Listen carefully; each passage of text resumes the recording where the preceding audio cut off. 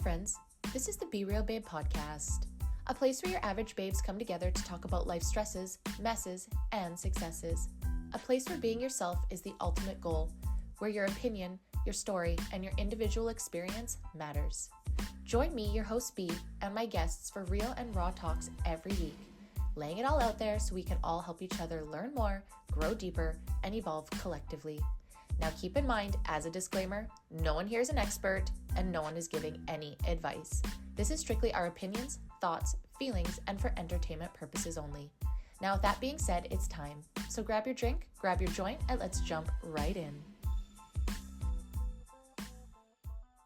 Welcome everyone. Welcome to the Be Real Babe podcast. If this is your first time here, thank you so much for stopping by the show today. I hope that you have a good time. And if you're a returning listener, watcher, supporter, thank you guys so much from the bottom of my heart for coming back time and time again. For those that don't know me, my name is Brandy. I am the host of the show. And today you guys are on episode 229, Being Real about dating versus being single. Pew, pew, pew. I've got the girlies in the studio today, you guys. I've got some beauties bookending the season with me, my besties that were on for the very first episode interview of season 9, being real about female friendships. And we're going to end the season with the same girlies talking about our experience through our decades of what it was like dating and being single, and 2 of us in a committed relationship and 1 of us currently dating. Such a good episode, such a perfect way for us to end the season. I'm so appreciative of this year's guest, but I will talk about that in the season finale. I'd gone back and forth. If you're watching on my Instagram stories, I did have 2 more interviews. Unfortunately, 1 fell through. Shit happens all the time, but that's actually going to allow me to end my season at the proper time. I had overcommitted myself and I wasn't sure how I was going to do a season finale and give myself a break, but that is going to be coming to you guys in the next episode at 2:30. We'll go through the whole entire season, highlights from it, what that season looks like, what to expect in season 10, how did the YouTube channel go for this season, what am I doing this summer, and what's to come in the fall. But before we do that, we got the girlies on talking about our lives. And obviously it's super fun too for us because we're just getting to know each other deeper and deeper. And that super excites me. And for you guys to get us to know deeper and deeper. And as you can see, we've got some cool things. Keep an eye out if you're watching on video on Spotify. But before we get to this, speaking of Spotify, before we get to this amazing episode, I just want to remind you, if you're listening on Rumble, Apple, or Spotify, to turn on those notifications, comment if you can, leave me a review. Super helpful. I really appreciate it, guys. I think as we roll into season 10, we're going to hit 20,000 plays on Spotify and Apple. So thank you guys again from the bottom of my heart. And if you are looking to find me on social media this year, you can find me on Instagram and TikTok at the Be Real Babe or the Be Real Babe podcast. And if you are interested in coming on season 10, please let me know because I'm already booking solid the first 2 months of season 10. It's insane. And I will be starting to record that in August, launching in September, but I'll have all those details for you in the season finale. In this episode, let's talk to the babes about what it's like dating and single in our lives. All right, babes, it's time to get on to the show. And with me today, I have 2 very special returning guests, my babes, Darrian and Brie. Hey, girls. Hey! Thank you for coming back and bookending my season for me. Welcome back. Thanks for having us. Of course. It was about 20 episodes again. So guys, beginning of the episode, we talked about female friendships, since our female friendships are so magical in our time right now currently. And today we're going to end the season. Actually, Brie was the one that brought up, was like, hey, we should talk about the difference of single life and dating life. And here we are today. And we're going to go through a history of our dating life through the decades and some red, green flags that we've learned in our, now that we're in the, well, you guys, I'm almost going to 40, but like going into our 30s, and we have some experience. Is that fair to say? Some shit to say? Yeah. Lifetime's worth. Right? So before we get into it, let's just go over like who is where. So if you're on the show, if you know, if not, 8-year relationship, almost 8.5-year relationship. We got engaged 2 years ago. But before that, yeah, I'm also a divorcee. So a lot for me to get into in my history of dating, which I haven't really actually gone over too much in the show, to be honest, like not much. So you guys are going to be pulling out some new information out of me today. But Darrian, where are you at, girly? Single, dating? So, I am dating. I am with my partner and we've been together for 6 years, but there was a gap due to my lapse in judgment, which we can get into. But if you skip my lapse in judgment, we've been together 6 years. We met in 2019. And yeah, we've been happily together most of that time since. Amazing. I can't wait to hear the craziness and the chaos up until then and in that middle part of it. And Brie, yourself, love? I am single.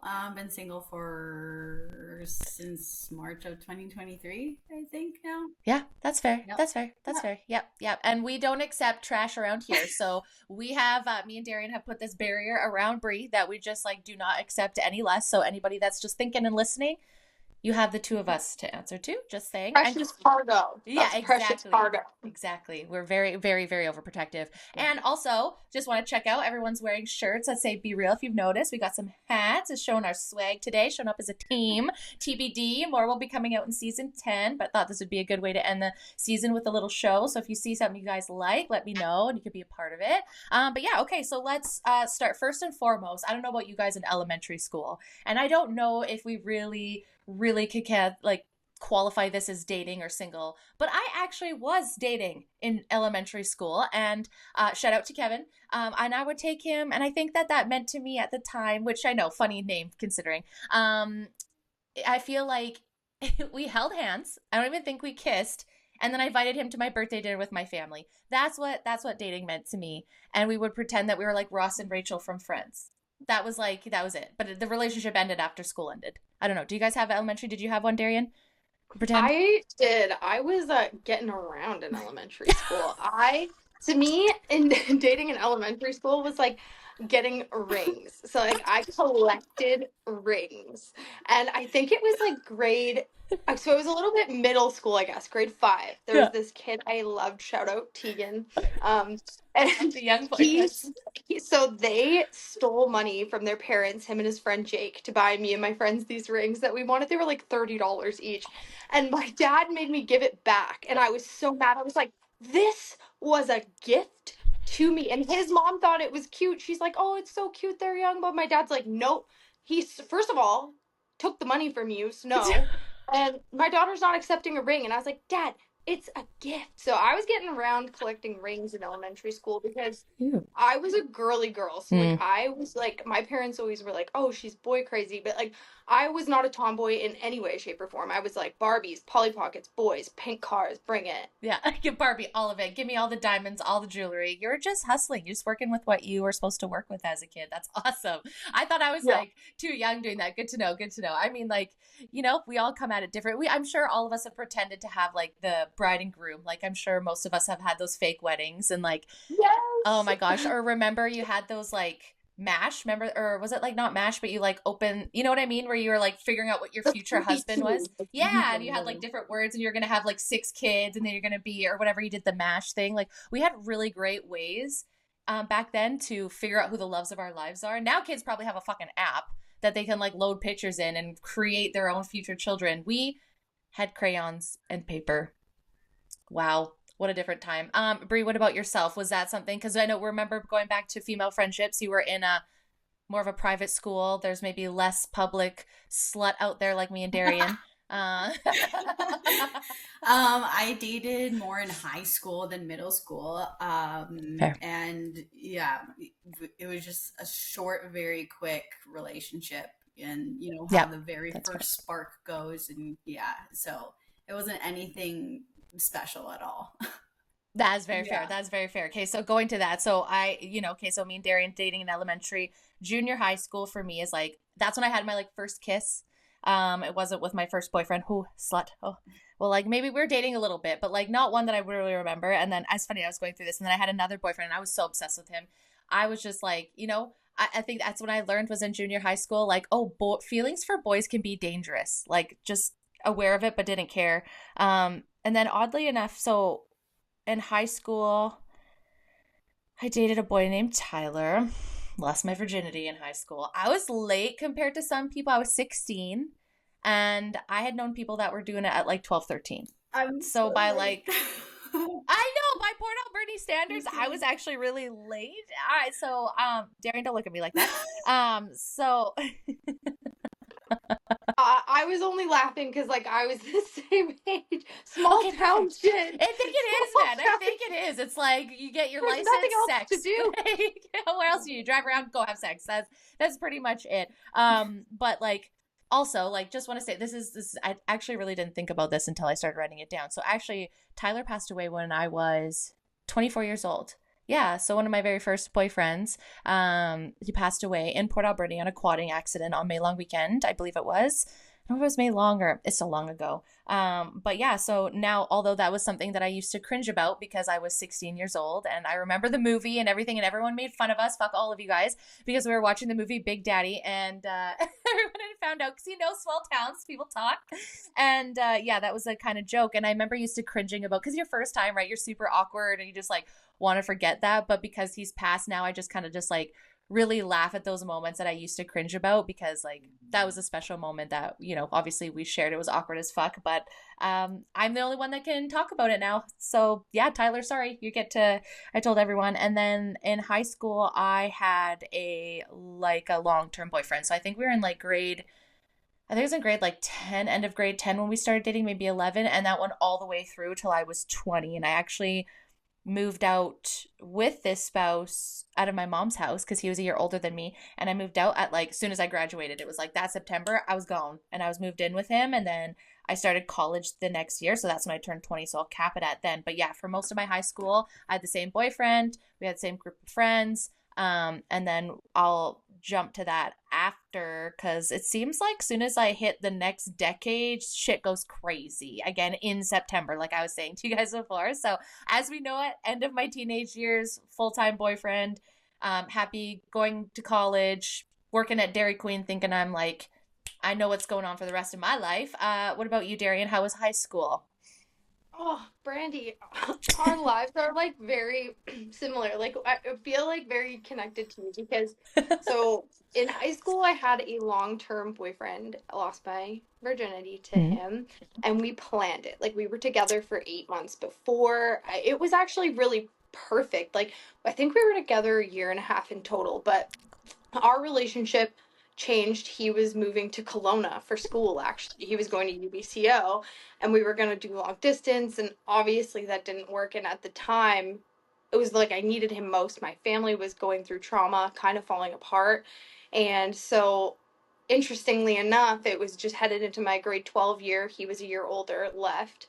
So my family life started to decline, and I was feeling all this trauma, and then we broke up. And then I went to the bad boy, and we dated into from the time I was just before I graduated till I was 20. And same thing, I actually moved out of my dad's house before I graduated and in with him. Yeah. And his parents were like kind of rough around the edges, to be honest, so it wasn't the greatest living environment. Yeah. He was like deeply an unhealed person at the time, and it was just like such a shit show. Like, and I felt at the time, I really thought like I'm so mature, like this is my boyfriend, I'll be with this person forever. And I look back on that girl and I just want to give her a hug. Like, I was a baby. Yeah, I was if I saw a 17-year-old doing that now, I'd be like, you're coming home with me.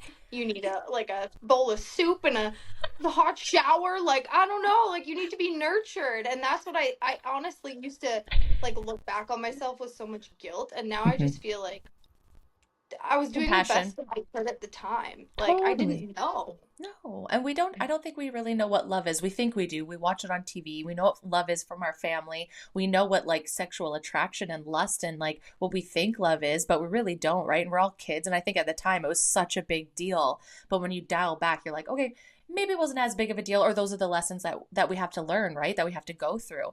So Brie, you said you had nothing big in high school. Sorry, dude, whoever you are. Just kidding. But let's talk about that though. Like, so in high school, because like obviously me and Darian are hooers, and we were just going around, passing it out to anybody that we can, because we obviously had unhealed trauma. And I'm sorry, I'm gonna just say this for myself. Sorry, Dee, if that's what I had daddy issues. So that's where I was chasing and that time. But we know you grew up in a really good relationship, and honestly, this is why I love talking to you, because you did live in such a like good foundation, good structure. And I think it really does show a difference between me and Darian's chaotic lives, and our chaos at home really was reflective in how we behaved in school. And I look at you and I'm just like, I love that you weren't as fucking destructive as me and Darian, because we're just working through it in our 30s. You know what I'm saying? So going to high school, were you just very like selective on who you were with, or was like the selection not great? Like, why weren't you a hoe like me and Darrian. Just kidding. Well, previously in the other episode, we talked about, I went to private school and you went to the same class with every single person. So each class you were with the same amount of girls and males as well. And so then you just get to know your friends and you don't really want to hang out and bang them. So that is fair. And yeah, they were just not attractive to me. I was not I'm not a person. I wasn't even a person back then to have sex just to have sex. Like, I'm more of an emotional kind of person. So even if a guy came along and I didn't find that connection, I just wouldn't do it. Good for you. I wish I would have done that. I was like, oh, my worth is in my vagina. Everyone come and find it. Just kidding. Not really, but no, truly, that's good. But I think that's a good thing, is that it sucks, I'm sure, at the time being around the same people, but it kind of, like you said, you're with these people 24/7. So it's like when people hook up at work, right? Sometimes it works and sometimes it really doesn't, because you really just don't want to put your dick in the same, what's that saying? In the honey jar or whatever, like mixing things isn't always good. Isn't it like you don't want to shit where you eat? Or something like that. Where you shit. Like, sentences, it's mixing. So good for you for sticking out, because like, I think I was pretty quote unquote late, I said, around my girlfriends, because we were a small town and people did, but I was also like, let's hold on to the right moment. But at the same time, it was like very pressured to like, okay, all of your girlfriends have done this now and you're the only person that's not. And I don't know, it was very hype Playboy era, and it was just like everything was very sex forward, and there was this like innate pressure to do that. And honestly, looking back now, especially for myself, and I know you guys are in the same place, stepping more into religion and God stuff, I see the value in, not in purity culture, because I feel like that's a little cringe, but like really having that value to the connections. Like you said, Brie, you're not just going to go sleep with anybody. You have to have that connection. And I didn't understand that at a young age, and I really wish I did. And I think the church does a extreme way of doing it, but religion has a very beautiful way of understanding that spiritually. So good for you, girly. I love that about you. Okay, so let's go into our 20s. Okay. So in my 20s, this is where it just like spirals. No, I'm just kidding. It just seems like it's a very, very, like, I go to the next step of my life. So I was dating said high school sweetheart. We moved out. We're living together. My grandparents surprised me. I wanted to quit French immersion. So my grandparents told me in grade 10, if you graduate in French immersion, we'll take you to Paris. Okay. I'm going to do it. I'm going to just do it to see if they did it. Well, they fucking did it. They fucking did it. On grad, they're like, hey, good job. You graduated in French immersion. Let's go to Europe. I'm like, hell yeah, let's go. So that was in 2025. I graded. Dial forward. We're going in March, spring 2026. This is relative to the story, I promise. So I go to Europe. I let my best friend at the time move in with me and my spouse, and I take off to Europe for like 3 weeks. And I come back. Everything seems fine. Great time with my grandparents. Come back. A couple months later, I get a text message from a girly who was just called out by my said spouse at the time about maybe not being too great to her man. So she decides to rat him out of the things that he did with my best friend while I was in Europe in our home, that I let it move in because I trusted her. And so I moved out. And this was, again, a September time. I don't know what it is. So I moved out on my own. I was like, just turned 20. So I turned 19, went to the bars. We had like our fun. We're going to the bars together. Everything was good, I thought. I took off to Europe. I came back, had the greatest summer ever. Find out at the end of summer, actually, it's been a lie the whole time because your spouse cheated on you with your best friend and they've been lying to you this whole time, whatever. I forgive everybody now. I'm good with it. I wasn't the best either. But that was just a world shake because I was like, I'm with the man that I'm spending the rest of my life with. I'm going to live in Port Alberni for the rest of my life. I was going to go to school I was going to go work as a reception. I wanted to work in a school. I had it mapped out, and that just threw my world in a complete spiral. So the beginning part of my 20s, I spent revenge slut and slept with everybody I possibly could in Port Alberni because I was just in a relationship for a couple of years, and I was just like, that's how I healed, I guess. Not the best. I don't suggest it. So the beginning part of my 20s, I actually had a whole year of being a hoe in town. I had met a friend. He was my friend. We started dating a little bit. His name was Cody. We broke up, and in the fall, he passed away. So that was another thing. So that kind of spiraled me on another, like, I'm not going to date. I'm not going to have feelings with anyone because this person that I next thought in line would be the love of my life, I've now lost him. So I went a really like drug alcohol spiral, just sleeping around. So I think that's probably what that. And then I was like, I got to get out of here. So I moved to Red Deer with a bunch of girls. 6 months later, I met my now ex-husband, Steve, and spent majority of my 20s pretending to be a wife or trying what I thought was to be a wife. Lost myself. Again, no ill will to Steve. I'm so happy for him and his family, and he's remarried with kids. And you know, from a distance, they look very happy, and I'm really happy. But I spent a lot of my 20s developing into what I thought a traditional wife should be like, and I lost myself completely. And so, ending my 20s, not really sure where I'm going again. We come up to October when I'm about to turn 30, and I made the decision to leave said spouse, and going into my 30s, I was completely single. So again, another end of a decade, and it's like, I thought this was my future, and now it's not my future. Now I'm at my third decade of the year, and that's where I'll end that. So I'll pass that over to Darrian. You had your 20s, you were in a kind of rough environment. Party. I know we were both partying at that time, especially because we turned 19, so we can go out drinking. We're already doing drugs, so now we get to legally party and do drugs. Take us through your 20s and what that was like dating. Yeah, so the guy I was dating when I turned 20, I was so deeply in love with. I was like, I want to spend my life with this person, and like whole time he's like cheating on me and I'm not cheating on him, and like I was a serial dater. Like I wanted love so bad, but I had no idea what love was. Like my family had fallen apart. I had no sense of like self-love or anything. I wanted love, but I was looking in all the wrong places. So we broke up, enter drug drinking spiral.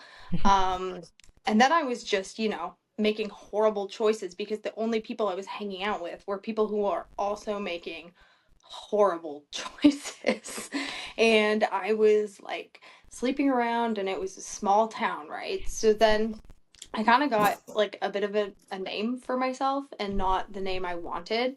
And I was like, oh my God, what am I doing? But I couldn't stop, like, because the guys were, as a girl, I think maybe you can relate, Brandy, you don't pay for a lot of drugs. So No. It makes doing them a lot easier. Very And easy. so the spiral just got deeper and deeper, and I just found myself, I ended up in a relationship with someone who I have not spoken to since we broke up. It's probably the one person I've ever dated who we've never spoken again. And it was funny because we moved out to the Okanagan together. So I was living in Fernie, like dating around there, tiny town, reputation ruined, body ruined, soul very hurt. Like one thing I've come to believe is that like sex is an energy transfer. Yes. And you carry that with you. And I think that so much of that like inner poison I felt was like this energy that had stuck to me from all of these people who were just in the depths of hell with me. And it was like awful. But this guy was, looking back on it, I was not very kind to him. That was the first time I really ever like cheated.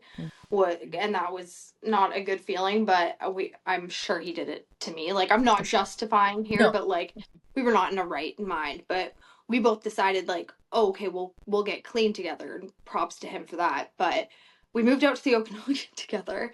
And that's how I ended up out here. But we'd been not doing drugs for like 2 months, and that's as long as we were out here together. And I woke up one morning and I looked at him and I was like, get the fuck out of my house. And he was like, what? And it was like I had come back to my body, like this first act of like doing something for me. And I looked at this like, he was a literal juggalo, okay? He liked Insane Clown Posse. Like, I had lost my marbles hanging out with juggalos. And I literally was like, get the fuck out of my house. I was brutal to him. I was actually pretty aggressive. I took all of his CDs and smashed them with hammers. And I was like, I hate Insane Clown Posse, and I hate you. And at the time, I lived with his sister. When we lived together in Fernie, we were so fucked up on drugs. We lived in his sister's house. You know those like floors that open up? We lived in a concrete unfinished hole under her house. Like that's where we lived. We had a mattress down there. Okay. And so I called her and I was like, come get your fucking brother. And I carried his shit outside and I dropped it in my yard, and I sat and I waited. And his sister picked him up, and I have not spoken a word to him since. No idea where he ended up. Have him blocked on all social media. That's a Not a beautiful clue. thing. No, nope. I was like, and now I will hear an insane clown posse song come in, and it is like a PTSD deep in my good body. to Like, know. I hate Juggalo culture. I don't even care. That is, I will say it loud and I will say it proud. Fuck Juggalo culture. Fuck all that. They will drag you down to the depths of hell. Into a And then basement, sounds like. Yeah, and then after that, the guy I dated immediately after that. Literally left that guy. 3 weeks later, met a guy in Summerland, and this guy was just left the Mormon church. Didn't really drink. Didn't smoke weed. Complete opposite. Complete opposite. Safe. Not really. No, like what you think was safe, right? Because you're like, oh, he's coming from the church, like different life. Yeah. Turns out he was a little crazy, but we got engaged. I was fully engaged. You were really just trying to go for that, right? I really think in your 20s, you're really trying to chase that, like, okay, I'm supposed to be married and have kids, so, like, that's what I'm doing. Yeah, literally. I was like, I must get married. That's the thing. Everybody and a lot of the girls from my hometown, you probably saw a lot of girls who you went to high school with get married ASAP Rocky. They're like, boom, we're married. We have 3 kids. We own a little property, and I raise chickens, and they're like 24. Yeah. So I felt like from my peers that I knew, I'm like, oh my God, I'm ancient. I'm 20. I look back, I'm like, I'm younger now than I was at 25. You're like, you have 3 kids. I have 3 different pills. We are not the same people. We are not in the same place in my life right now. Yeah, and so we got engaged in front of both of our families. Oh, cute. My dad did not want me to. He was like, this is a bad move. This dude's wackadoodle. And he was. So the plot thickens. And we were we were together 2.5 years, engaged for 6 months. I came home from work one day and all of his bags were packed. We'd never had a fight. And he was like, yeah, the voices in my head are telling me to hurt you. I have to leave. And I was like, oh, what? And he was having like a mental breakdown. And I knew he'd been drinking a lot. And like, I didn't think anything of it. I drank a 6-pack a day. We were big drinkers. Like, I got clean just to replace it with just binge drinking. Yeah, switch poisons. Yeah, and he's like, I'm going to kill myself. And he gets in the car and drives away. And I call my best friend and I'm broken. I'm like, I don't know what's happening. So we call the police. The police go looking for him. They find him. They did a wellness check. They're like, he doesn't want to come home. There's nothing we can do. Like, he's an adult. And I was like, okay. He just runs away. So 2 days go by. I've called in sick to work. I've let them know what's going on. They're like, take as much time as you need. I'm like, he's dead. He's gone. He's never coming back. Police call me. They found him in Revelstoke. He'd traded our car for an RV and was living in the RV. And I was at my friend's house just like bawling beside myself. I was like, how is this happening? He calls me from an RV park outside of Summerland. It's like, I need to go to the hospital. After being checked into the mental institution in Penticton, he was diagnosed with schizophrenia and it wasn't going to get better. I guess he'd had some like there was things when we were dating.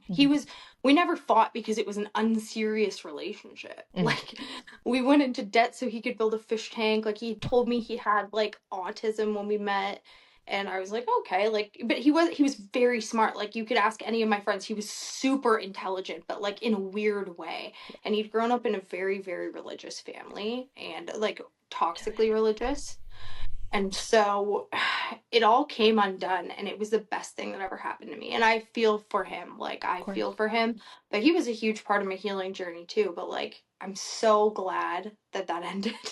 No doubt. Does it seem like you guys were meant to be at the time? Probably you to facilitate him into that next phase of, like, healing and diagnosis and understanding, right? Like, obviously he had an incorrect diagnosis, or he knew, and he just said, oh, I'm just going to say I have the tism, maybe just like some of your different behaviors could be just referred back to that. But I'm not sure that they're that similar. But I mean, it's at that time, it wasn't as spoken about as it was now, right? Like, we're just starting to get into those conversations.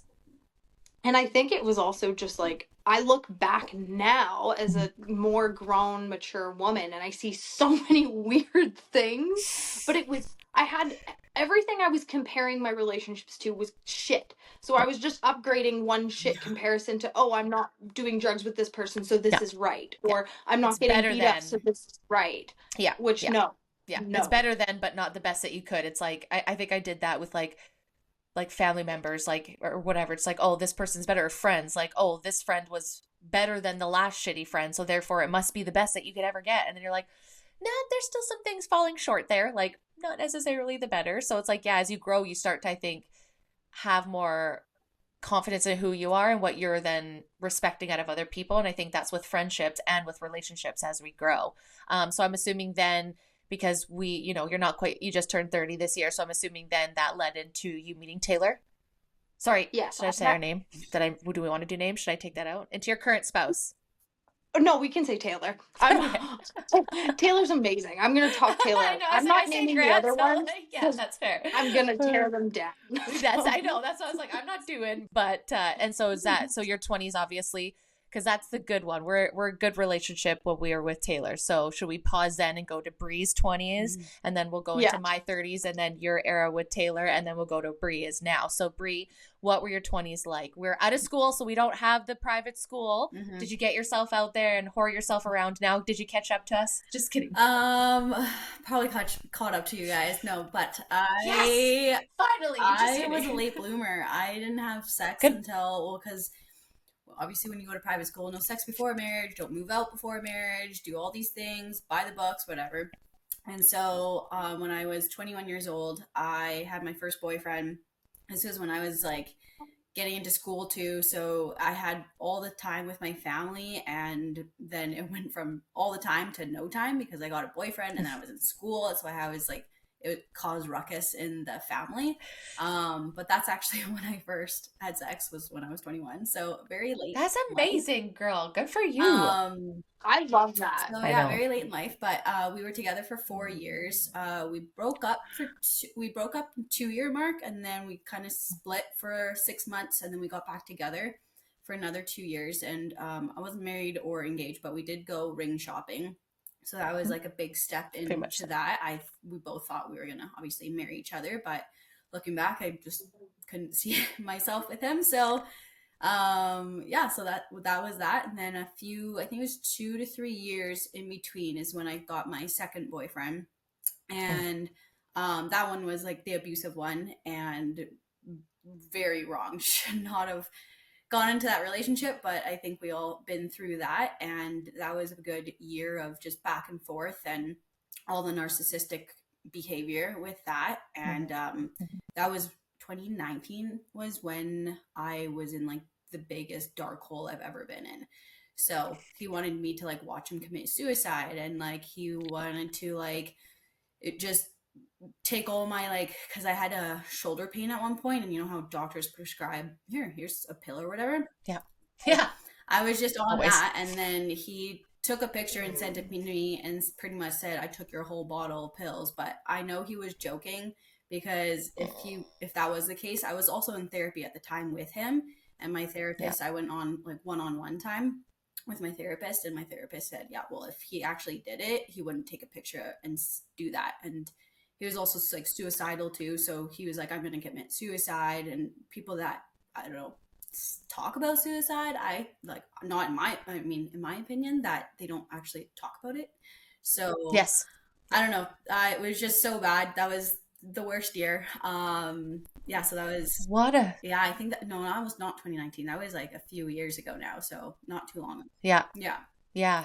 Like just, and that's such a stark difference of like, okay, I'm getting into the dating world. You had the, first one, and it didn't sound like it was like a tumultuous one. It was just like, it didn't work, right? Like just something that doesn't work. So what a stark difference from going to somewhat a normal relationship to completely fucking opposite, not just towards you, but towards self. And we've all talked about how hard it, it is to watch someone that you care about, whether, at the time you look back, but I'm sure at the moment you cared very much. So, to see them go through that as well. And then you're always having this inner battle of being like, is it me? Am I not supporting enough? So then you stay in the relationship trying to be a savior And, you know, that was your first obviously experience with a not good boyfriend. But what I love about you is that you had a therapist there to then tell you like the signs of manipulation. So you're able to pick that up. I'm sure if you didn't have that therapist, maybe you wouldn't have been able to catch those signs and you would have been pulled deeper into that, right? Because I don't think I would have at that age thought like, I'm going to go to a therapist. I would have just done more drugs or like, you know, masked it or like ignored those red flags where you were actually like trying to work through it at the same time. Is that something because of his state or was that something that you brought into the relationship in like what, your mid-20s? Yeah, so we brought it to the attention and then he found it for us. And then I started going, he started going. We only went 3 times as a couple and then I continuously just still go to them even to this day. And to be honest, there was a girl back in my hometown where she always checked on me because she also went through the same thing a while back. And so she was the one, if she didn't check in on me, I don't even know where I would be, to be honest with you right now. Because so we love you, friend. Yeah, so she still checks in on me every once in a while and she messages me. So I like owe her so much. So I'm very thankful. That's a girl. We owe her too. Thanks, girly. We'll send you a hat. Yeah. Yeah. That's like the definition. Amazing. That's like girl's girl right there. Yeah. I'm sure that showed you what real friendship was, right? Because in those moments, right? Like, I think we know we're going to make it, but it's just having someone reiterate, like, and just check that you care, because in those moments you're so confused. And I can't speak to like a physically abusive relationship, but mentally abusive, it's very hard to work through when someone says that they love you, but then they're displaying all this terrible behavior. And then, you know, you're down at the bottom. And now this girl is just being like, I still care about you, right? Your little ray of sunshine. And I think that's why you're always probably such a girly that does that now for all of us. And like, you know, we have busy weeks, but one of us is always being like, if someone hasn't sent a meme in a couple of days or like a cat picture, a dog picture, or some fucking like tea, we're always checking in, right? So it's just like that probably set the standard for you to accept that in friendships. So good on her for doing that. And thank you, friend. But that also, to your point, is probably because you're, you know, just early into your 30s. So that probably kind of messed you up for dating after that, right? Because it's just like, I had a decent one, it didn't end, and then the next one is like extreme. Like that's an extreme relationship and thing to go through with a spouse. It's not just like, oh, not to dismiss like small drug problems or drinking or gambling, but like suicidal thoughts and that deep of mental health issues, especially coming from like a private school where maybe you didn't see that as much. Was that like super shocking to you, or had you been aware that these type of things could happen? No, not at all. Not at all. So after that, I had a lot of PTSD. That's why I went to counseling a lot. And there are still some triggers here and there, like even to this day, that a little bit trigger me. But at first, after that relationship, knives scared me. I didn't want to be anywhere near knives, or if someone was talking with a knife and they were just, no, people do hand gestures. And yeah. So, yes, I'm French. Of yeah. course. So someone was, just talking with a knife, and I just got freaked out. And all the time now, even today, I still like look out the windows. I'm still aware of all my surroundings, because I'm like, what is the quick escape? Like I was just always in fight or flight mode. So now I just like, my brain is just taught to just always be aware, which is something great I learned. So I always not a terrible thing. At the same time, it's like I want to learn that for myself because I wanted to learn, not because I don't feel safe, right? Like that's a shitty thing, is having to learn a survival skill that you wouldn't have to normally because of somebody else. Which is it? Listen, Missy, she has to say. She has some things to say. She was there through it, wasn't she? She's like, let me speak. Yeah. That's and that's totally fair to go forward with that, because you're just like, again, not having the awareness that this could happen, you're probably like happy in the relationship. And I don't think like so many people are like, oh, why did you stay in an abusive relationship? It doesn't start that way. It rarely starts with like abuse. Yeah. It's usually starting with a good relationship, and then you get deep in the connection, and then that shit starts falling out. Is that fair to say? Yeah. At first it was, I didn't know what love bombing was, but now I do. Yeah. We learn. So we learn, we live and we learn. But it started with that, and how we just connected all of a sudden, and then it just went downhill from there. So yeah. And then that's too for you now as you're going forward. You're already a very selective person, right? So I'm sure that put a couple more like, oh, well, these are the couple more boundaries people are going to have to get through now to access me. And then me and Darrian got added to those roadblocks to any motherfuckers for this specific reason, right? Because of us knowing your past and knowing how big your heart is and how, like you just don't, no one deserves that kind of shit. And I cannot stand, I will fight people in the street. This is why we started boxing. But still, you're in 30. So I'm going to come back to dating in your 30s and what that is like.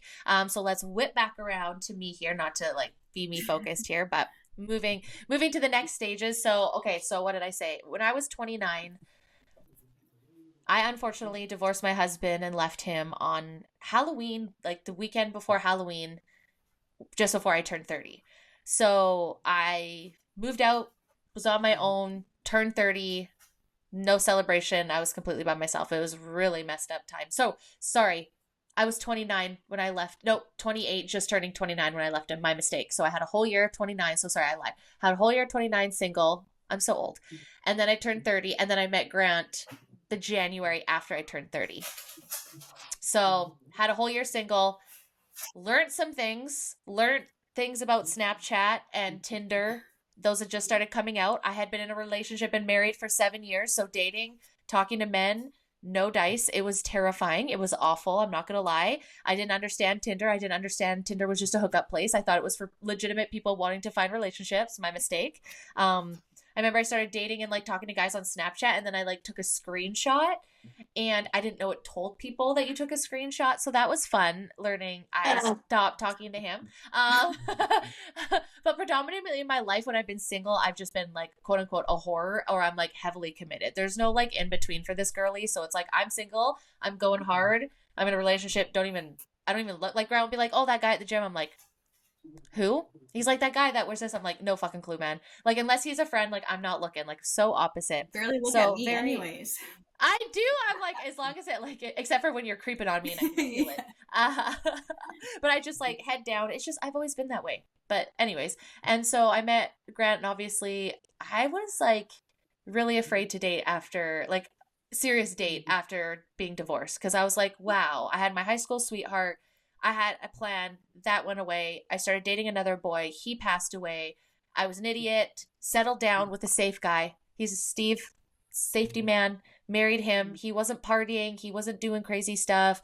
The craziest thing that he really did was went hunting once a year. Like, he was safe. I didn't have to worry about him dying on a quad or on a street bike. That's how Cody died, was on a street bike. Tyler had died on a quad. So I was very afraid of losing someone that I cared about in a certain way. So Steve was very safe. He wasn't a partier. He wasn't any of those things. And then so I was really scared of myself and my choices going into that. It was like I couldn't date. It was like I was sleeping with somebody, or I was like, okay, we're together, right? Like there was none of this dating. Like you're dating someone else and she's dating. Like I could not do that. It's like platonic. We're something or we're not. Like I don't understand this now dating culture where you're dating 6 million people at one time. I'm just not cool with that. So I was really confused, and I'm really glad that Grant was very chill, but I had been very abused. I've talked about this before, I think, on the show.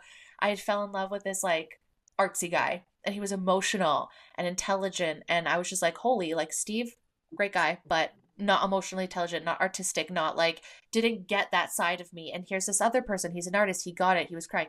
Totally fucking abused me, totally manipulated me, slept with me and a bunch of other girls.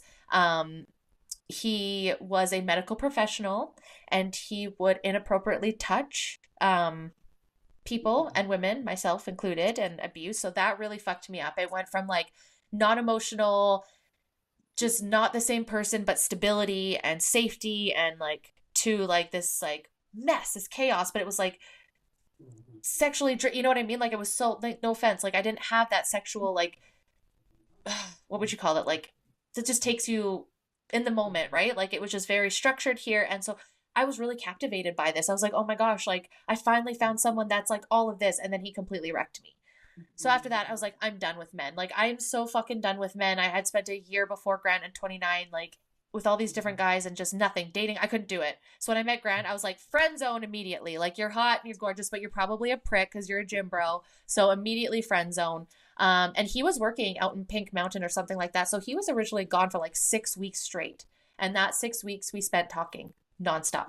And I was like, okay, like, and I think I've told this to Brie when we first started meeting, like, you know, I was friends. Like we talked for 6 weeks straight before we actually went on a date, because it was like, I just got to get to know who you are. Let's just get to know who each other are. And then I was like, okay, well, let's go for wings, but we're just friends. Okay. Like, be aware, we're just friends. And then I walked in the Sharks Club, which is no longer in Grand Prairie. Rest in peace, Sharks Club. And he was sitting there, like, and remember, I came from, like, no offense, like, Steve, like, not into the gym, not any of that, to, like, this big fucking juicy boy with this backwards hat on, his muscles, and a muscle shirt. And I was just, like, immediate drool, like, oh, girl, you were in trouble. Like, what are you doing? And then I was so nervous the whole dinner.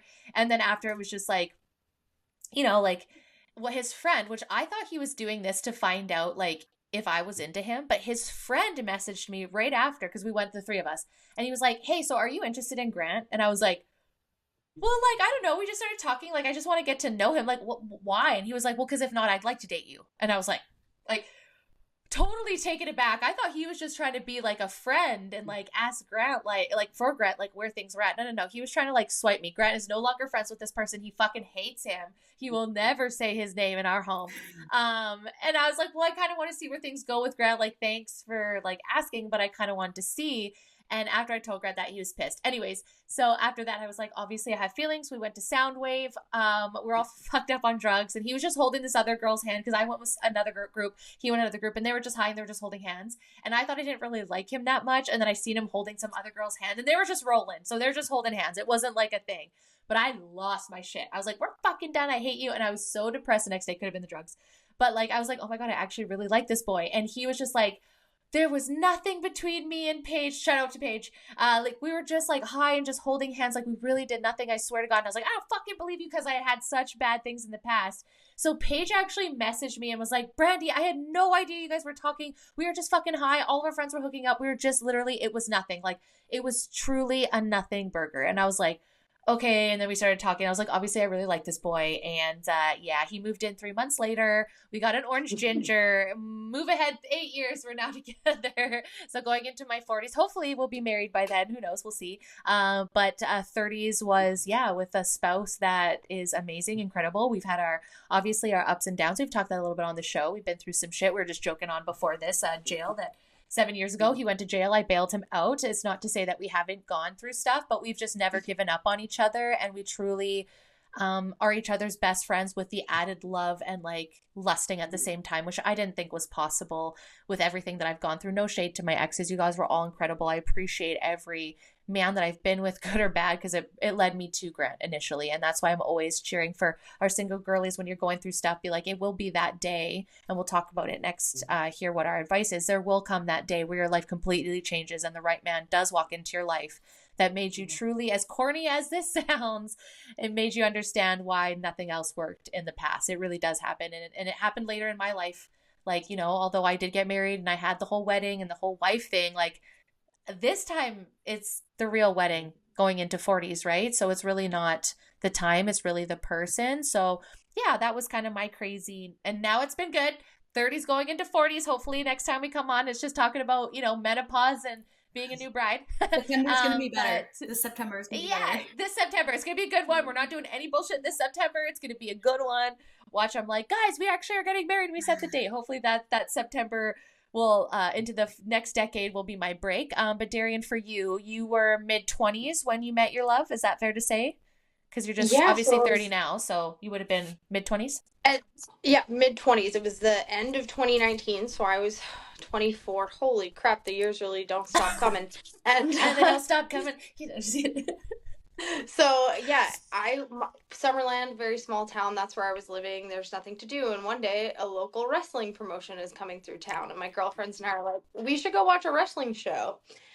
We go, and I had never seen a guy like Taylor. I dated some if you ask my friends, they say I have blindness, because nobody I dated was conventionally attractive, and Taylor is very attractive, and to me anyways, that's what matters. And so he comes out of the back to this rock song, and I'm smitten. My friends are looking over at me. I'm like, and then the time comes where you could take pictures with the wrestlers, and I was like, we're going to take a picture. So I got a picture with him that I still have to this day. It's one of my favorite pictures ever.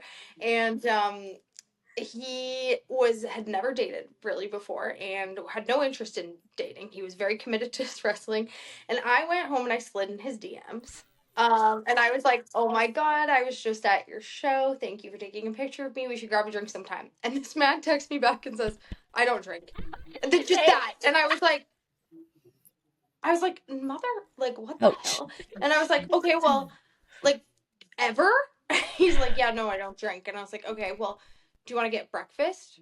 I don't really like breakfast food. I was like, oh my God, this guy's not interested at all. Like, now my ego's in check.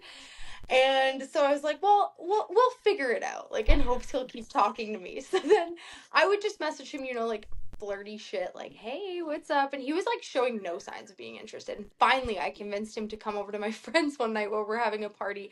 And my friends are, like, really wild at the time. We were all wild and, like, very loud dancing in her garage. And Taylor comes in, and you guys know Taylor. He's so stoic. He is nothing. He says nothing. And I am all up over him. I'm, like, trying to kiss him. He's, like, not really having it. But the next day he texts me. Like, after he came to that party, he texted me. And I was like, okay, like. Didn't expect that. Then we hung out again at my place. And we hooked up. And then he kept texting me. No. But that's how you trap him. He did. And he was just as stoic when I met him, but he was the first person I'd ever met who didn't drink on purpose. Like, I was like, what do you mean? And so I was, like, intrigued. Yeah. And we ended up having a lot of fun together. And at the time when we met, he was 3 weeks out from a bodybuilding show. And I'd never even heard of bodybuilding. I was like, going to a gym? What is this? And so he was like, yeah, this is what I do. And so I started going to the gym because he was going to the gym.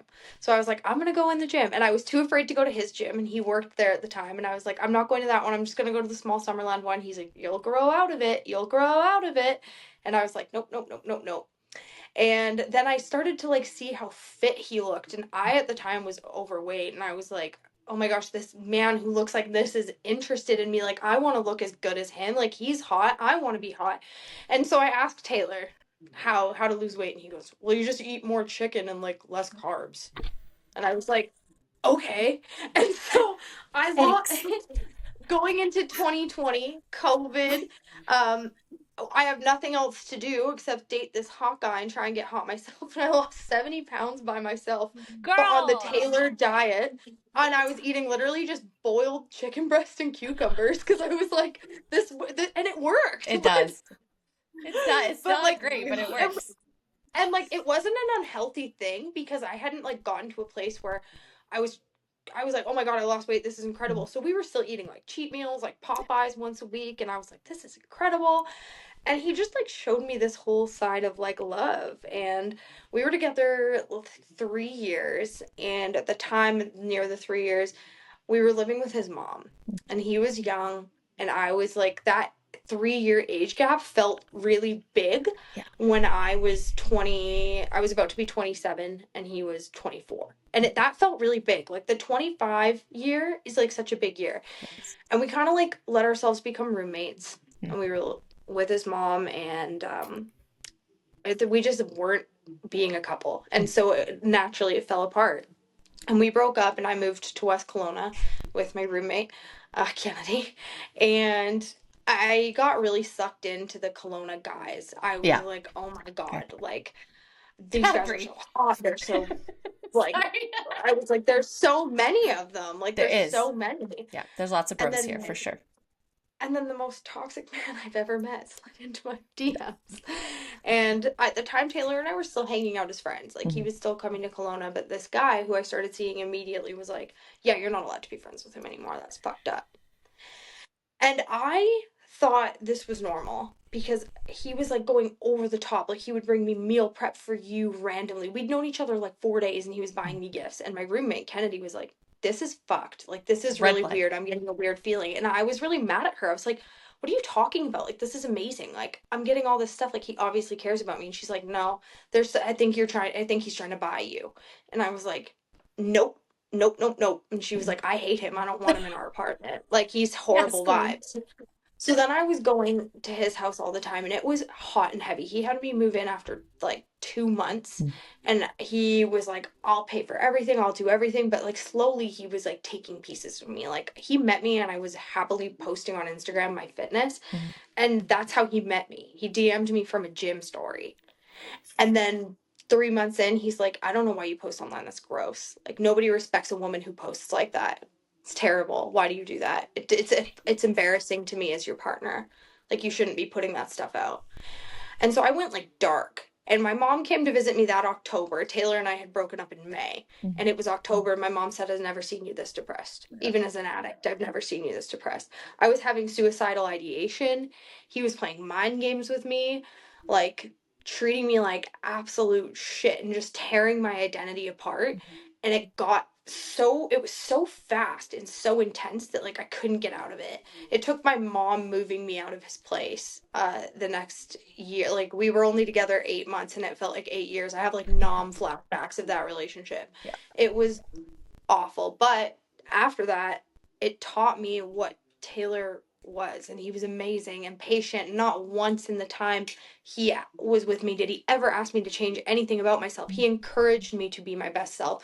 And I messaged him on Facebook sitting in my new apartment, and I said, I owe you an apology and I want to be in your life again, whatever that looks like. And we were just taking things slow, and then 4 months later we got back together, and we've been together ever since, and I'm gonna marry this man. Love that. And I think the first time I actually seen you guys is when you had just got back together. I think you just started dating again. I think it was New Year's when we went up for that fire. And we hadn't really talked yet, but you had a puppy up there. I think you guys had just gotten a puppy maybe or something like that.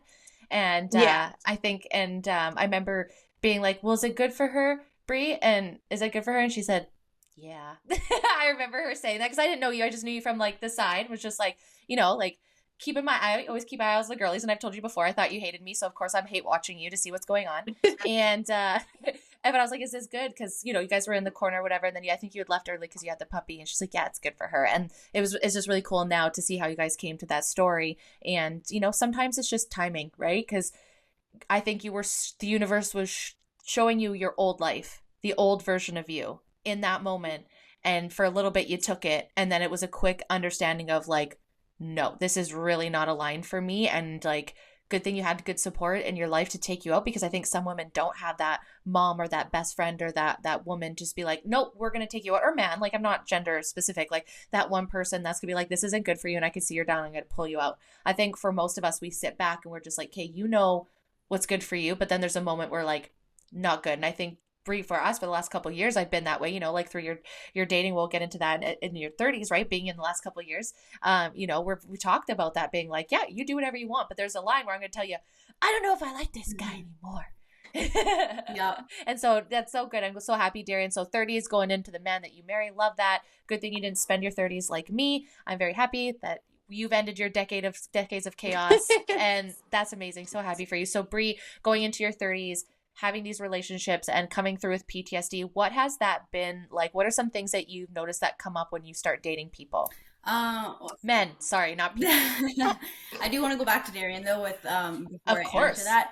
I feel that Taylor just brings the calmness out of her when she is like, everyone gets hectic at times, and then Taylor brings out the calmness, and he's very calm and collected when it comes to Darrian. So I've been team Taylor. So yeah. He does all of her left turns for her. Is that the turn? Kennedy was also always team Taylor, and was like, look at this guy. Even when I moved in with her, she loved having Taylor over. And the second she met that other guy, she was like, I smell bullshit. I smell bullshit. And then this is so hard sometimes, like I said, with friends, we have to sit them, watch them go through that. And I think that was me for you, Brie, dating with just one particular, won't say names, but I was just like, yeah, like I see, like you just have such a bleeding heart. And I know all of us want to be that person. We want to be that person for someone that's that safety that can confide and then grow. But some people are just not in a space to be able to move to that next step. And that's nothing to do personally, but we take it so personal. Is that fair to say in your relationship too, Brie, is like you not overanalyze, but you do analyze because of the past ones of being like, what's happening here? Like trying to decipher your fucking behavior because you're not just being straight. Well, you guys both say my weakest and strongest part of myself is my heart. Yes. And yeah, so going into that next relationship when I was in my 30s, it did bring some PTSD from my last one, but then this one was, I thought, completely normal. And I loved him. And then just when alcohol gets involved, then people do stupid stuff. And so yeah, and then that just caused another red flag, which we'll probably get into, about trust issues. And and then just setting healthy boundaries for myself. It's been, this year I've been a lot stronger about it, but I know for the past 2 years I've been struggling with just healthy boundaries, because I'm a full force, all in kind of person, and Bleeding heart. I gotta learn to like pump the brakes. So, and I'm learning that in like my last fling. So yeah, it's been good. And I think too, like, and I think that's just fair to say that society really puts that pressure on that, right? And that's why I wanted to say, like, yeah, for sure, guys, I felt that pressure in my early 20s. That's why I got married to the guy. Like, we just moved. Like, it just worked. We were in a relationship, things were working. But to your point, Darian, I think that's the same thing that we were roommates, right? And it was just like, on paper, it looked good, but there wasn't that spice. There wasn't that intimacy that I thought would come, and it was just never there. And it's no shade to my ex-husband whatsoever. He provided for me. He was a great man. He was there for me, but I just didn't have that, like, oh, I can't wait to come and tell you something, or because you're going to be hype with me. I didn't have that hype feeling, that energy. Where then when I met Grant, we had so many of the same things that ticked off in the box. It's like, no question we're going to go to the gym. Like, no question we're going to eat healthy. Of course we're going to be active. Of course I want to travel the world. And all these things that I had, quote unquote, sacrificed of who I was with my ex-husband was like, oh my God, I can actually be this person. Where it's like, no offense, ex-husband hated the smell of weed. Totally fair. Understanding. I hated the smell of cigarettes. He smoked cigarettes. I quit because we were going to have a baby. But he hated the smell of weed. Where Grant, he's allergic to it, but he doesn't give a shit. I could literally just walk, have weed coming out of my mouth, and he'd still kiss me, right? Like, so just things like that, or like didn't understand like why I would go to the gym for so long. And it's like, that was at that time my identity. I was just learning to teach class. You guys see how energetic I am, how aligned I am when I'm teaching a class, right? Like, it just seems like it's something I should be doing. Grant would watch me in the gym and wait for me to be done in my classes, where my ex-husband, there was none of that. There was never, I did this really cool, like, production. It was Alice in Wonderland. And I had models that were painted Alice in Wonderland, full body paint. And then I had outfit ones. And I did this whole set. And I remember coming home and being so excited to tell my husband, and he just didn't care. And it's all good. It just wasn't his thing, where it was like, Grant has sat beside me and held on to like my bunnies. I did an Easter one, and he was like holding in bunnies, taking care of things. Like, I'll be like, before class today, I was like, hey babe, can you come down and tighten them because they're a bit loose and I'm just kind of not as strong. I just want it tight for the girlies. So, like, not even a question, comes down, just does it. Like, oh, this used WD-40. Oh, it stopped squeaking. Like, just immediately always wanted to jump in to make my life better. And I never had that before. And I very much settled for that because I just thought, I'm in my 20s. Like, I should be getting married. Steve's a good guy. Like, there's nothing wrong with him, like, by paper, and we should be doing this. So I just went with it. And then after I look back, and there's red flags that I just ignored because I was like, no, this is what I'm supposed to do. This is what society says. And I'm not going to wait to my 30s to get married and have kids. I need to do this now.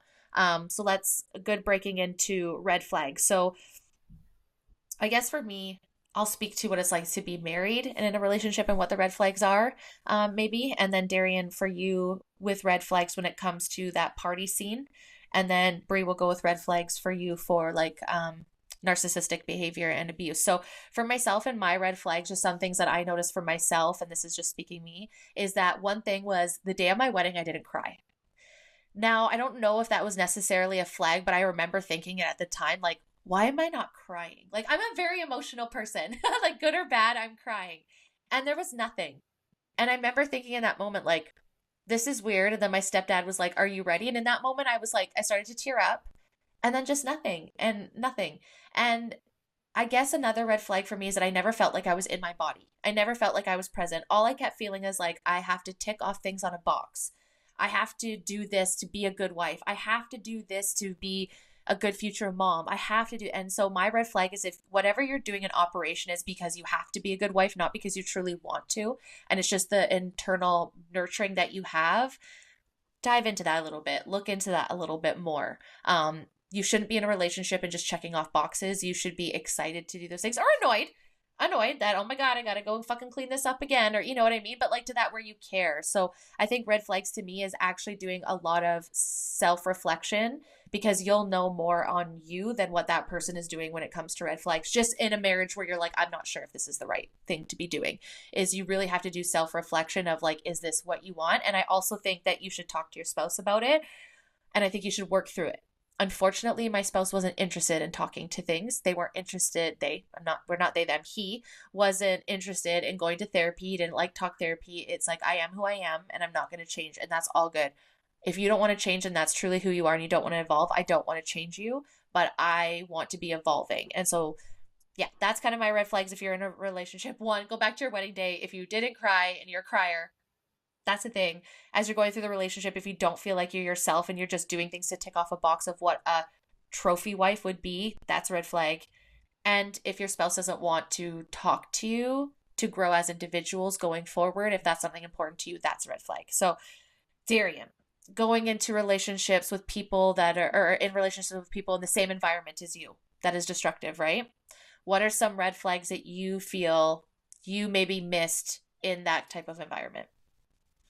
Oh, the biggest one I can think of is just because you have fun partying with someone doesn't mean they make a good partner.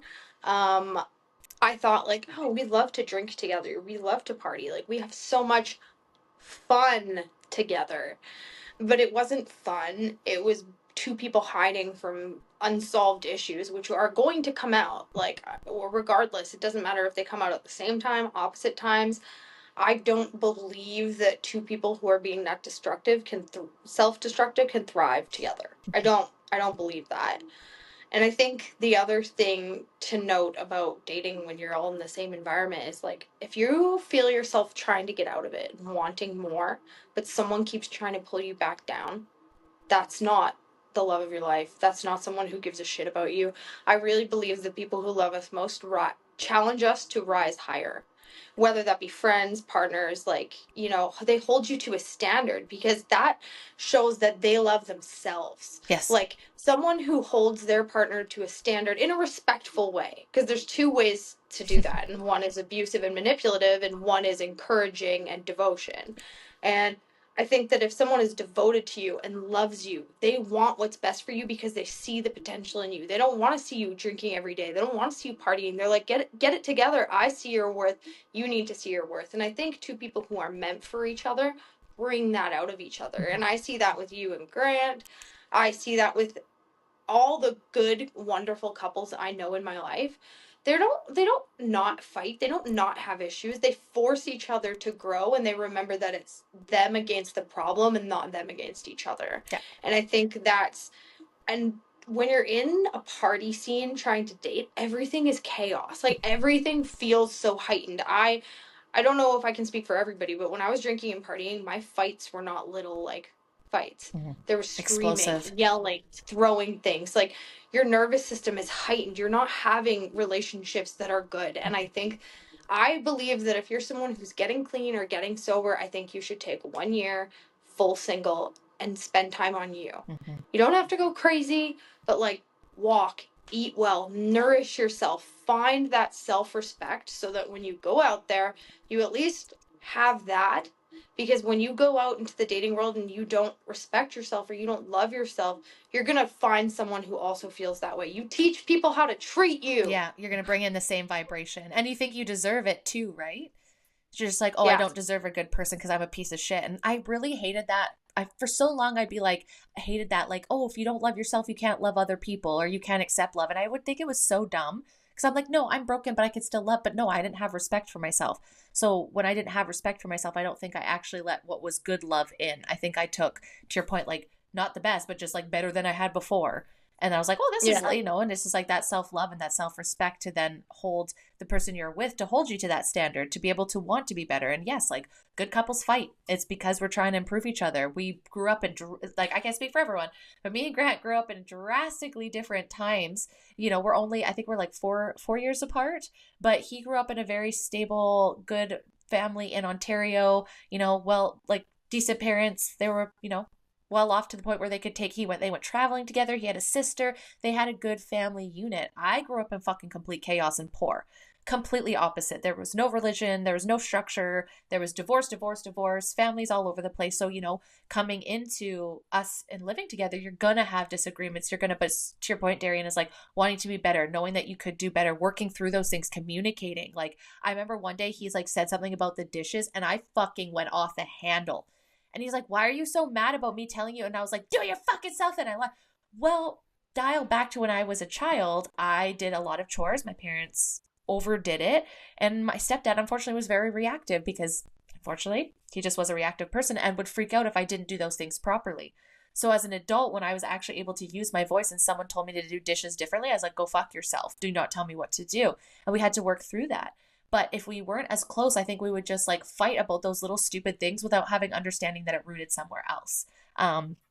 Which is just crazy when it comes to communication and that deeper relationship. So Brie, for you, we're looking back for not the first relationship, because I feel like your first relationship was kind of normal, right? Like you're kind of normal, just didn't work. It wasn't like terrible. Is there any flags that maybe you look back now that you maybe not missed but ignored? We're all like, oh, it's fine because I don't deserve. Did you see any with that abusive relationship and the alcoholic one as well? Yeah, so with that, it was just red flags would be like they don't listen to you. They always use a victim mentality. And they're constantly like love bombing you. And, you know, if you don't message them back and you're literally legit either working or doing something or you're just busy, then they'll keep on messaging you. And it's just like, okay, that's a red flag. I cannot do that anymore. So looking back at it, yeah, there's even from the beginning, he did that. And I didn't see it because it was the next relationship that I had. And he, you know, he was into the gym and he was like all into the things that I loved. So that made it a little bit easier to, you know, love him at the time. And then, yeah, so just signs of that. And then just with like growing up, my mom would always have like wine and stuff. So I was not a alcohol kind of person. Didn't okay. partake too much in that. I did party a little bit when I was younger, but even still to this day, I don't really drink. I have like maybe 1 or 2 drinks. And even then I can like go a whole 6 months if I wanted to. Like, it's not a huge deal. So when I see people that, you know, they drink and then their character changes, that's when is not okay with me. So if either, you know, you're a sad drunk or you're whatever it could be, then that's when I don't like it. And I tend to cut people out when they do that. So yeah, when their personality changes, it's like we all drink and we're on that time of our life too, because we're fitness girlies. We don't really also have time for that. But also when we do it with the intention of having a good time and to highlight our fun, not to escape and change the personality and run from who we are. And I think that's a huge flag to your point. It's like you can't just hang out. You always have to be partying and drinking. Like what's that about? Or you have to get to the point where you change who you are. And you're showing up as a different person. And now I have to deal. And then your drinking time isn't fun. Not saying like, you know, we didn't drink often, but then you go and do that. And then your partner changes. Not only are you on hyper alert and back to that fight or flight and fear of what this person's going to do. You're like, what personality am I going to get? And what are you hiding from? What are you running from that you feel like you have to get this fucked up where it's not just like highlighting a good time? Why do you have to take it to the extreme? Mm-hmm. And I think, yeah, that's a big red flag. It's like, especially at this age, right? Like, I mean, there are people out there like Darrian's got a man that doesn't, right? Grant's definitely one that he'll have a few beers, but he's not going home every night and cracking a beer after work. Mm-hmm. I used to think that because I'm like, oh, I smoke a joint, but at least marijuana has like a medicinal purpose to it, right? Alcohol really, truly has zero positive, and it really does change people's makeup. Is that fair to say? Yeah. It's poison. It's literal poison. And for you, like you said, you didn't grow up with that. So at first you probably weren't thinking much of it. Like, oh, we're just having fun. And then you start seeing personalities change. And then it's like the person you were dating isn't the same person. You're like, what the fuck? And then the next day, alcohol takes people after. It's not just in the night. Even sometimes maybe like a year later, and then they realize stuff. And it's just, yeah, and then they'll apologize or whatever the behavior was, even like from 6 months to a year. It could be even 2 years that like that now they're looking back at it. It's like, well, you took that out of the equation, you wouldn't have this issue. 100%. And you see it so easy, right? And then it's like, it's hard because in those moments you're like, I can see you're on a journey and maybe you'll get to a spot one day where you could be the person that I need you to be, but I'm not going to waste my time, especially I think in our 30s, like with you figuring out your shit. I can have grace for 20-year-olds, you know, we're just partying, we're just babies. But once you start getting into those 30s, I think that is that time where it's like, okay, the 20s are done. We're going to be serious with our time. We're going to be intentional with our time. Me personally, that's how I kind of felt. And then all of a sudden, boom, Grant showed up and I was like, hey, I'm not wasting my time. And I told him I'm not wasting my time. I'm taking things slow. And it felt like we did. And then all of a sudden we raced forward and here we are. But one thing, let's go into some advice things. So advice for single girlies. Let's start with this. So me and Darrian will do advice for single girls, and then Brie, you give advice for those that are dating. So if I was to say anything to my single self, I would say truly spend more time being introspective before you get into another relationship. Like truly look in what you want. Because I met Grant and I was kind of figuring that out at the same time. And he had to kind of stumble along that with me. And I wish I would have spent more time in that single time being like, what do you want as just who you are as an individual? Like, who are you truly? Because sometimes it's hard to figure that out with someone besides you healing and trying to figure out who you are. And me and Grant did a good job, but there was a lot of mess in that. And I wish I would have been a little more solid in some of the things that I wanted to heal before I put that on him. So if I was single, I would really be looking at like, what are my triggers? If I get into a relationship, like what do I actually want out of my partner? I think some people just race to get in relationships and then figure it out. It's like, truly figure out what you want and what you expect out of a spouse. Like I think, Brie, we've talked about this before in the past, like looking at all your exes and what were all the positives that you liked about that person. And so when you're going into your next dating, like what were all the good, actually my mom would tell me this, look at all the positive things of that person that you like each one how would have a positive quality, and look at all the negative qualities. And then you kind of have an idea of what you're going to accept going forward, of what a good and bad is for you. Right. And so that would be my advice to single girlies, is really truly be introspective. You know, understand that you probably had some pieces in your ex relationships, right? What are they? Address them so that you're not taking that to the next person. You could be the best version of yourself for that next person. They could be assholes. They could be not. It's Russian roulette out there right now. But I think the best thing that you could do is control who you are and how you're going to react to that person and move forward in relationships. So, and take the time to date yourself. Take the time to go to your favorite restaurants, buy the things, decorate your home the way you want it, put the knickknacks everywhere before they fucking tell you to put all the knickknacks away. Okay? Explode that. Have that time to yourself of being truly who you are. And that man will come into your life and be like, hey, I hate that knickknack, but I love that girl, so we'll leave that knickknack. Right? Because we're going to go get another shelf. And Guy's like, no knickknacks. I'm like, a couple knickknacks? Okay, a couple knickknacks, you know? So yeah, that's my advice. Darrian, what about yourself? If you were to go back and give a self to your single self before Taylor, what would you tell yourself? I would tell myself to slow down. And I think one thing I wish I would have done more times is go on dates with someone, not just like women listening, girls listening. Let that man court you. Plan a date a week. Don't spend all your time with them in the beginning. Like, let yourself think on the dates you're having. Go to the movies and then get dropped off at home and think about how that experience felt. How did you feel in your body? Were you present? Were you really attracted to them? Because I think that I spent so much time like racing towards, like you said, this goal that I was totally unrealistic and not even, it's arbitrary. It's society's goal, that I just ran through these things. I never stopped to ask myself, how did that feel? And I think had I done that and maybe not been so high, I would have been able to be like, oh, wow, this person's actually really not fun to talk to. Like the only thing we talked about was like, oh, what kind of beer are you drinking? Yeah, you go to the bar after? You like that DJ? Like, I just totally glossed over the important things. So I would say slow down. Like, I think everybody's running at a hyper pace to get somewhere. And like, what I love about my relationship was with Taylor is that we've grown together. Like, it's been slow. Like, honestly, like we've had to learn a lot of lessons together. And like, it's fun to do that with someone. And I like that there's never been any like real pressure to show up in a certain way. Like, we love each other for who that person is, and if someone is making you feel like you have to be different, that's probably not the person for you. And that's a tough concept, because different in a good way might be the exact person for you, but different in a way where you don't even feel good in your own skin, or like you don't have confidence anymore. Like, I think if you're old enough to be dating, it's time to start being old enough to discern the difference between like what is a good push forward and what is a bad push forward. Yeah, yeah. Enhancing your life and trying to move that forward, not put you in a box, but help you highlight who you are and grow And together. like if I have a daughter, this is totally unrealistic advice because my parents wanted me to not date till I was later in life, but like I would say please don't date till your like brain is developed. Yes. And remember that the person you meet before 25, like your brain's not fully cooked and their brain's not fully cooked. Like your brains have not cooked yet, chickens. Yes. Stay in the coop. Yes. Stay in the coop.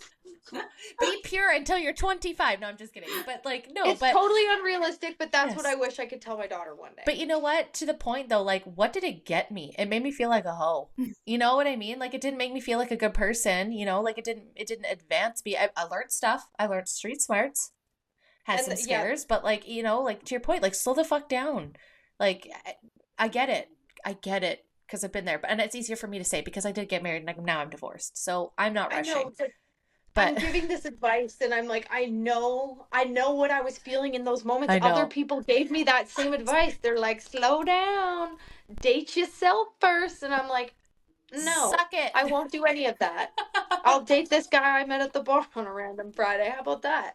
But maybe it's just validating. Brenda. Maybe it's just validating, taking your time and knowing your worth, and that, you know, as we get older, dating to intentionally date, get to meet that person, get to know that person, not just, speed dating through it just to go through it. Like, I think we could all lead a little bit more like Brie with like intentions and, you know, not just doing things to do things to get the next tick off the box, which is I felt like I was doing. I was like, okay, we're together for a couple years, now we're engaged. Check. Okay, now we plan our wedding. Check. Okay, next we're going to plan to have a baby now that we're married. Like, almost check, can't check because I can't check that box. But you know what I mean? Like, I felt like my 20s raced through because I was just checking the boxes of what I was supposed to do, and I didn't really get to enjoy the relationship. And I don't know if that's what ended it or not, but it was just like surface level, but get to the nitty gritty, get to the deep and the messy in that relationship. So to that point, Brie, as a single girly on the outside, you know, some of your girlfriends are in pretty heavy relationships.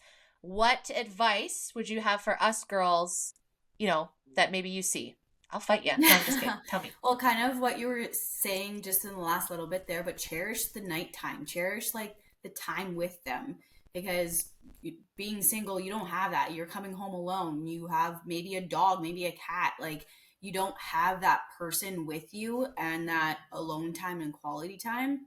And then even just, you know, phoning them up. Like, that's something I miss, is like phoning your best friend to say like, this is what I'm so excited about. Listen to it. And then they get excited for you because they're so happy. And then they go through like the tough times with you. So they're literally your best friends. And yeah, I have you guys as my best friends. But it's just not the same when you have what? I'm kidding. When you have the love of your life in front of you, you know. So of course, I say just cherish them, like, because it's hard right now.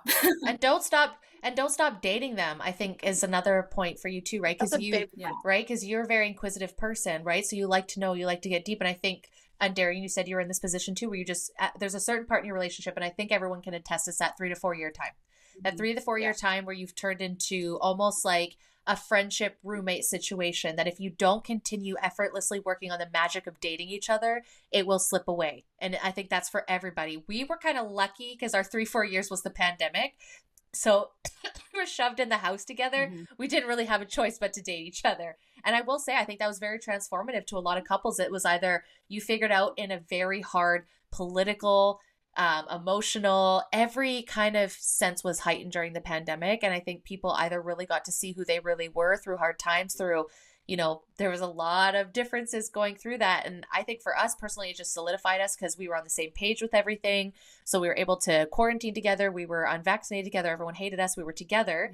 Mm-hmm. And so I think that actually made us stronger. Whereas like with some people, I think that's where if there was maybe already like a little tear in the string of your relationship, that it was really coming unglued, because you couldn't, to your point, Darrian, if you were in that party phase, you couldn't go party with them anymore. You actually had to fucking sit down and talk to your spouse and sit across from them with very little things to do.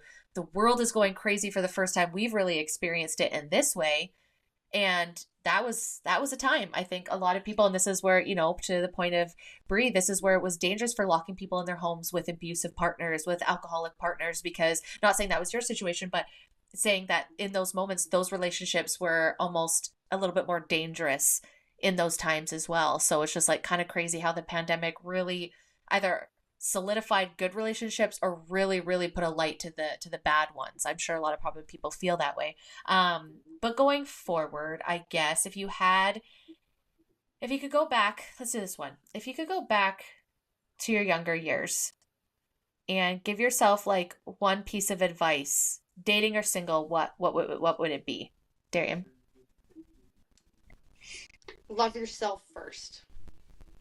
Just love yourself first and really love yourself. If I could sit down and have coffee with my old self, I'd say, like, loving yourself is not just face masks and shopping, and it's honestly dark shadow work. Like, learning to love yourself is like opening those dark parts and sitting down with your demons and being like, let's flush this shit out, shall we, putty? Like, it's like figuring out, like, what is going on in there? How can I, like, meet myself where I'm at? And I wish I could just tell myself to love myself first, because I just want to hug little Darrian. She was just searching for love in all the wrong places, and I feel grateful to God every day that I found it. And like you said, Brandy, honestly, thank you to every single ex I have. Thank you. Even if I really wish you the worst, I am still grateful for the fact literally, because they led me to understanding the man that I wanted to spend my life with, and they helped me become a woman who does love herself. So thank you, guys. Yep, no doubt. Thank you for being the fucking worst. Brie, what about thanks you? And also fuck your mom. Yeah, literally, she's the worst. When your mom sits around the house, she sits around the house. You know what I'm saying? No, I'm just kidding. I don't know. That was a mama joke from back in the day. Brie, what about yourself? If you were going back, let's say before the like abusive relationship, because there's probably a time where you had to switch to then accept that, what would you tell that version of Brie? I say a few things here, but I love a jumper cable like analogy. So don't give your energy to people that don't give it back. So stop jumping them with the jumper cables. And then I would also say, like, do what makes you happy, and like that's it. You're born alone, you die alone, and then you're gonna go throughout life. So do what makes you happy instead of like what your family thinks, kind of thing. Yeah, absolutely. And I think for mine is like to be like brutally honest with yourself. I think a lot of my life is that I just kind of like lied to myself, not lied, but was just kind of like coasting and not really getting deeper into anything. So it's like, to your point, Darrian, it's like love yourself, get to know yourself, trust yourself, because you are, like you said, Brie, the only one that you have going forward. You're your best friend to consult. And sometimes your best friend is in the relationship, but sometimes that best friend is going through shit too. So then we have to like confront, like, you know, so be your best friend, learn to be your best friend, learn your reactions, and just self-evaluate always. I think that's super important, because I think we can always have a hand in a piece of what's happened or what's transpiring. But this is amazing, guys. What a great conversation. I love this so much. What a fun history. And I feel like we got to learn a little bit more about each other too, and hopefully everyone else is as well. And I think at the end of the day, our message is just love yourselves. Be real.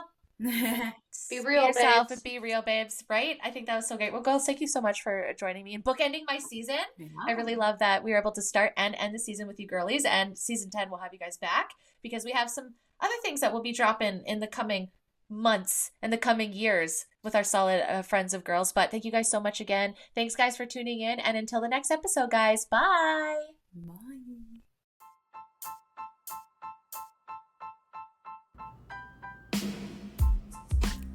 Thank you guys so much for listening. I truly appreciate the support. If you like this episode and you want to hear more, please follow the Be Real Babe podcast on Spotify, Apple, and Rumble. You can also find me at the Be Real Babe podcast on TikTok and Instagram. Until next time, guys, bye!